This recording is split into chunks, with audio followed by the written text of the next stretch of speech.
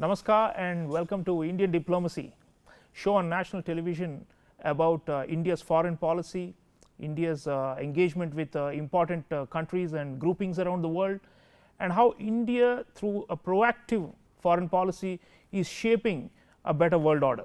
Viewers, in this episode we are looking at a very important pillar of India's foreign policy. This is its Act East policy. The Act East policy is a strategy to enhance greater economic and strategic cooperation with countries in Southeast Asia, in Northeast Asia, in Oceania, and essentially to connect India with its old historical linkages across this region, and to enmesh India into rule making and rule creation in this region, so that we have a prosperous and secure future for all of us. And to discuss the Act East policy, I have a very special guest in the studio. Let me introduce you to Ambassador Deepa Gopalan Wadhwa. Ambassador Wadhwa was India's ambassador to Japan and to the Marshall Islands, and also to Sweden and Qatar. Has spent a long time in the Indian Foreign Service, distinguished diplomat who has served the country with great honor. Ambassador Wadhwa, Act East policy, we have renamed it from what used to be called Look East policy in 2014, and in the Narendra Modi era there has been a lot of emphasis on this pan regional approach, so that there is an integrated foreign policy. It is not just a one on one. We have very strong bilaterals in this region, but it should all add up to something big, which is this enhanced economic and strategic ties, so that our power and influence also grows. So your assessment of the Act East policy in the last 8 years, how much have we achieved and what needs to be done? First of all, thank you very much, Dr. Chaulia. Very happy to be on this show on Indian diplomacy.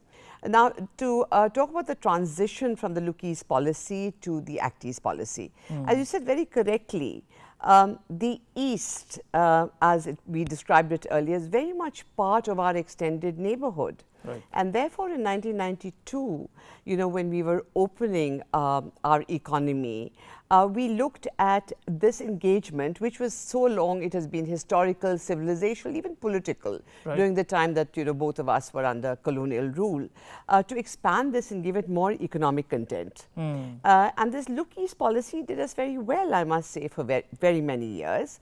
We went from a sectoral partner to a full dialogue partner to a summit level partner. Then we established a strategic partnership and so on. So, it's been a progress that did very well.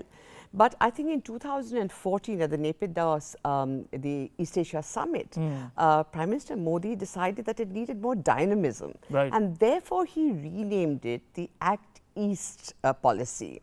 And when you talk about the Act East policy, he talks about 4 pillars of it. So he talks about it as culture, commerce, connectivity, and capacity building. But what is the difference between the two? I think people should know. The Look East policy really was very ASEAN focused. But in the Act East policy, the changes were that the remit was expanded. We went bigger. That is right. So the remit was expanded to include East Asia to begin with. So have Japan, Korea.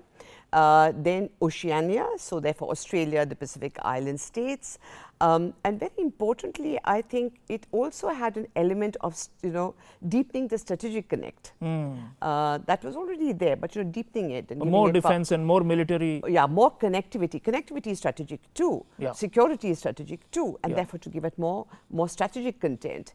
And one very interesting and important element, and that was the development of the northeast of India, the northeast region of India.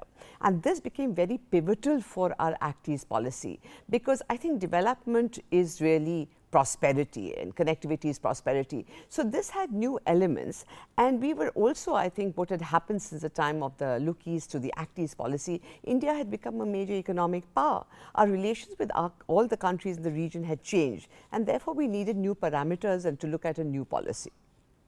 No, so the domestic buy-in for a foreign policy has been a very central element of the Narendra Modi era. Actually, in many ways he has made foreign policy so relevant to India's own developmental and security needs, and this element of the northeast that you are mentioning is especially important because it is the gateway to to the Southeast Asia, to Myanmar and beyond, and we have been wanting to reopen the long lost roads and transportation corridors and the connectivity that you are mentioning. So, viewers, on this there is very interesting comments by our External Affairs Minister Dr. S. Jaishankar, where he is talking about the northeast of India and how it needs to further integrate with extended neighborhood of Southeast Asia, and how Japan is playing an important role in facilitating these linkages. Let us listen in and continue the discussion. Think what happens if land connectivity through Myanmar and a sea connectivity through Bangladesh become viable. On a commercial scale, a world all the way to Vietnam and Philippines. From Haiphong to Hazira and from Manila to Mundra will open up, creating an east-west lateral with sweeping consequences for the continent. It would not only build on the partnerships that we have with the ASEAN and Japan, but would actually make a difference to the Indo-Pacific economic framework that is now in the making. It is definitely within our ability to overcome geography and rewrite near history, if only we can get the politics and the economics right. Given the prioritization of the Northeast by the Modi government, it is only obvious that we should work with our most trusted global partners. In 2017, we launched the India-Japan Act East Forum as a platform to bring together all stakeholders and coordinate planning and implementation of projects being undertaken with Japanese assistance. These cover projects in domains as diverse as road and highway connectivity, renewable energy, forest management, urban amenities, and strengthening healthcare systems. During Prime Minister Kishida's visit to India just this March for the annual summit, the two Prime Ministers launched an initiative for sustainable development of northeastern region of India as an overarching framework for enhancing cooperation in new areas such as healthcare, business-to-business ties, disaster management, and skill development. Viewers, External Affairs Minister of India talking about the need to rewrite history and overcome geography. Ambassador Wadhwa, this is of course a grand project, and the connectivity that he is talking about is really at the heart of this, and the land connectivity, the inland waterways, the oceanic transportation networks, those we used to have them in pre-colonial times, but since have been constricted by accidents of history and world wars and divisions, cold wars and such things. But now through Act East policy, we are trying to reinvigorate those linkages, and the land transportation, we have been working on multiple projects. Some of them have been delayed, haven't gotten through, but overall I think if you include Bangladesh also, which is the beginning of our Act East policy in many ways, although it is part of South Asia, you see that we are opening lots of new corridors and connections and enabling freer movement of goods and people, and this is of course at the heart of the Act East policy. So your thoughts on the whole connectivity agenda of the Act East policy? Yes, as Foreign Minister Dr. Jaishankar just said, it is important to connect, of course, the Northeast with the rest of India and the Northeast with the ASEAN. Yes. And also, as you mentioned, Bangladesh, Nepal, Bhutan. So, that there is, that breeds a sort of prosperity over there, and connectivity is really connected so closely to prosperity. But, connectivity is not only connectivity to do with roads and infrastructure. Yes, very important, but it's also power grids, it's energy lines, it is people to people contacts, it's experiences. And in fact, I was there at that Nadi conference where External Affairs Minister Jaishankar was speaking, and we had delegates from all over the region who were there, including all the ASEAN ambassadors.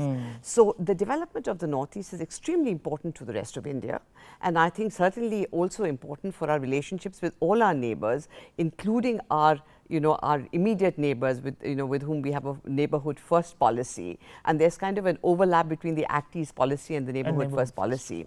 Absolutely. And you can see it when you go there. I mean, the kind of infrastructure, whether it is as you said, waterways or roadways, or just and these very ambitious projects that we have through Myanmar connecting to ASEAN. You have the India, Myanmar, Thailand trilateral highway. You have the Kaladan multimodal transport project.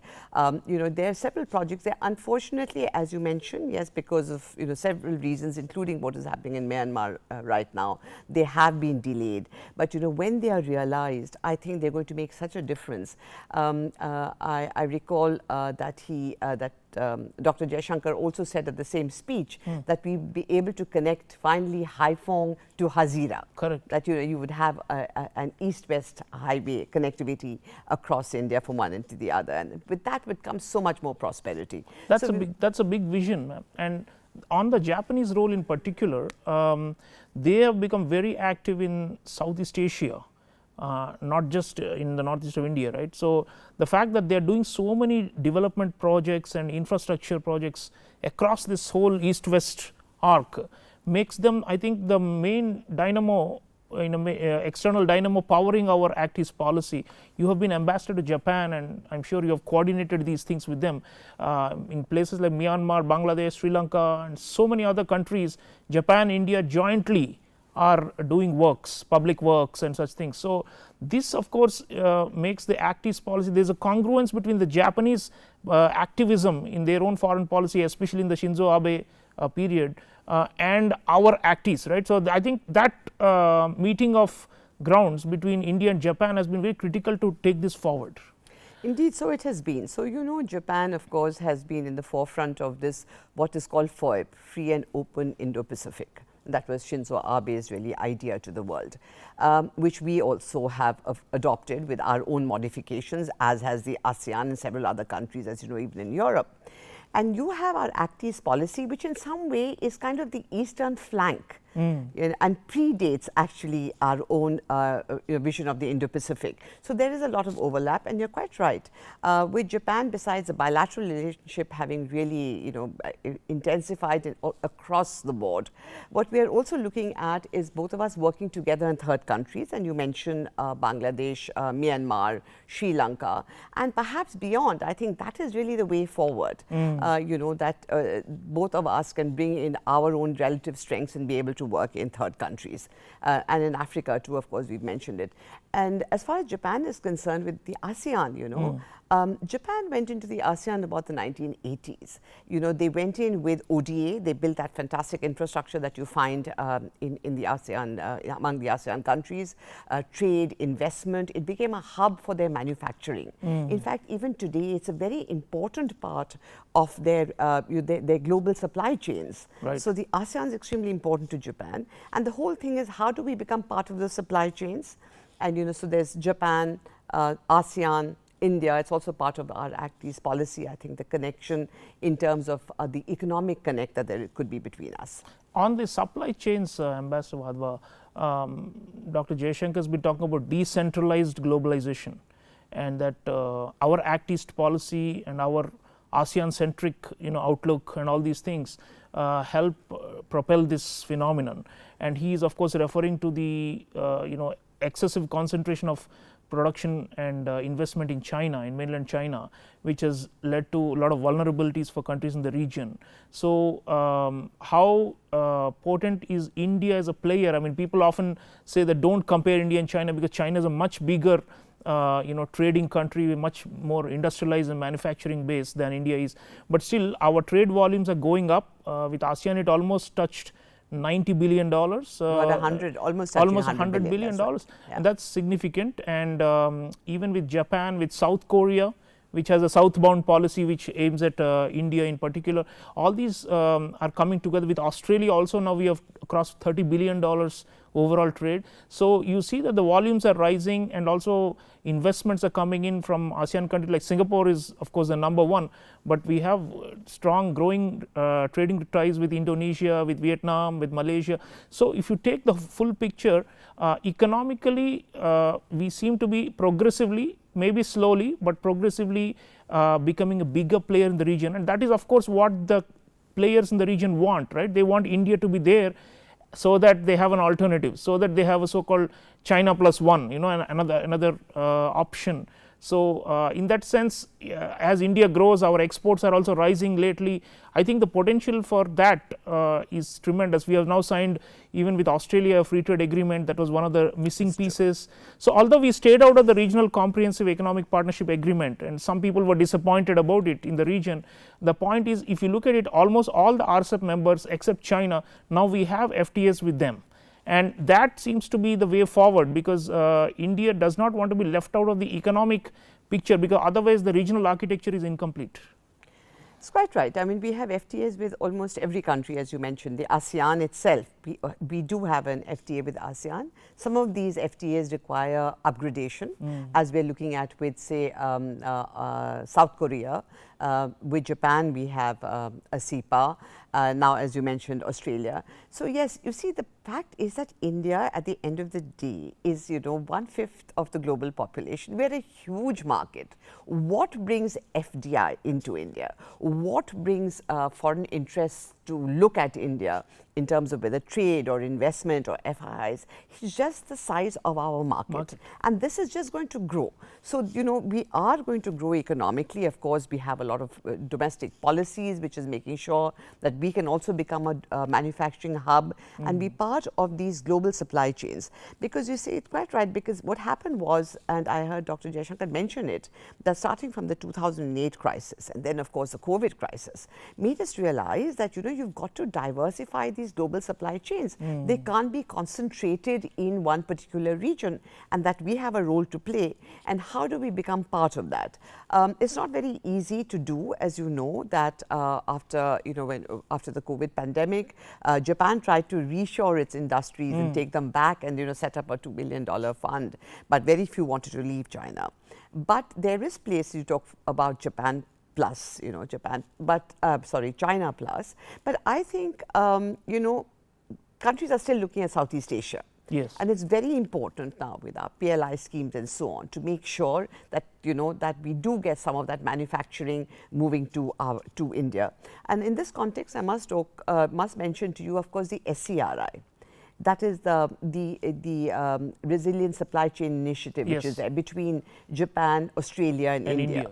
Yeah, and that is a very important initiative also, where we're looking at what can we do to somehow be not only diversify, but our over dependence on one particular country, on critical minerals. Exactly, critical minerals and so on, to diversify. And I think that is something which is very, very interesting, and we need more such kind of initiatives with other countries of the region. Absolutely. So, values-based trusted networks and supply chains is the buzzword, and India's Act East policy is very much geared towards attaining those objectives. Viewers, it's not just economics. Act East policy, as Ambassador Wadhwa mentioned, has a strong security dimension. India has started playing a bigger role in as a net provider of security in the region, across the Bay of Bengal and all the way up to the Straits of Malacca and beyond. And we are doing lots of interesting partnerships with countries to ensure that it is a rules-based order. India has a vision for what we now call the Indo-Pacific, and the Act East policy is serving our larger vision for the Indo-Pacific. Few years ago, Prime Minister Narendra Modi spoke at the Shangri-La Dialogue, mentioning our key vision for security in this region. Let's listen in and continue.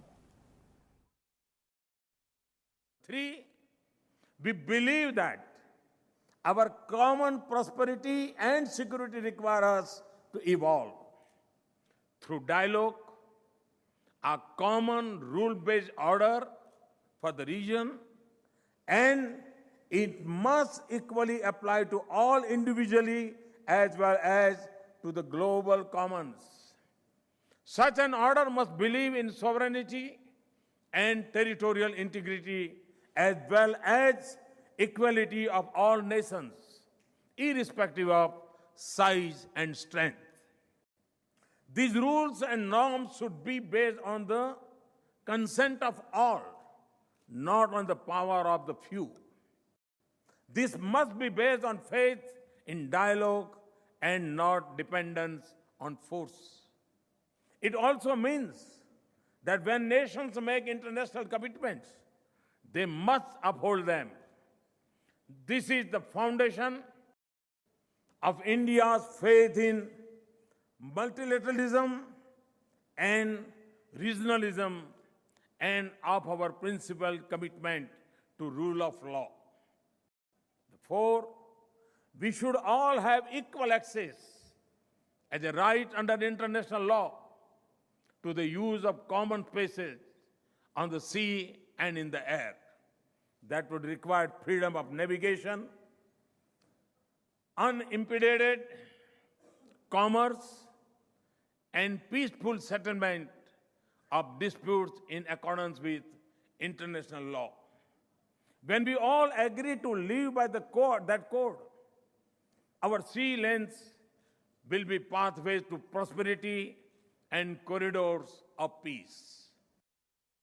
You as the Prime Minister of India laying out India's vision for the Indo-Pacific with a special focus on the East Asian region, and Ambassador Wadhwa, equality of all irrespective of size and power. I mean, that's a very idealistic vision laid out by Prime Minister, but we are also doing lots of practical things in terms of defense diplomacy and cooperation with lots of countries in the region. We have the Quad coalition, but also with ASEAN. Now we have upgraded to a defense ministers level dialogue with the whole of ASEAN. We are planning joint maritime exercise with all the 10 ASEAN countries together, individually with key ASEAN countries like Indonesia, Vietnam. We are strong with Australia and Japan. Of course, we are doing many things bilaterally as well as in trilateral formats. There is France that has come in now. There is France, Australia, India trilateral. There is Australia, Indonesia, India trilateral. We are also doing all these interesting combinations now to bring together some kind of a balance of power and some kind of stable order in the region, which has been threatened by Chinese expansionism and aggression. And I think Prime Minister was clearly referring to the fact that, you know, there are even international tribunal rulings against China, but it's not upholding them and is violating international law in its push for hegemony. So in that kind of a context, India, the expectations from India from the region is that we will come in and play a bigger role and take on more of a responsibility. So how do you think is the defense and the security side of Act East policy going? Well, I think it's, as I said, the strategic element that was added when we started looking at the Act East policy. And also we've just heard Prime Minister talk about our, our vision for the free and open Indo-Pacific. You know, that was a very, very important and seminal speech that he gave. Those were really principles that were set out. And then you have increasing institutionalization of how do you have the principles and how do you operationalize them? How do you carry out, sort of how is the cooperation really done on the ground kind of thing?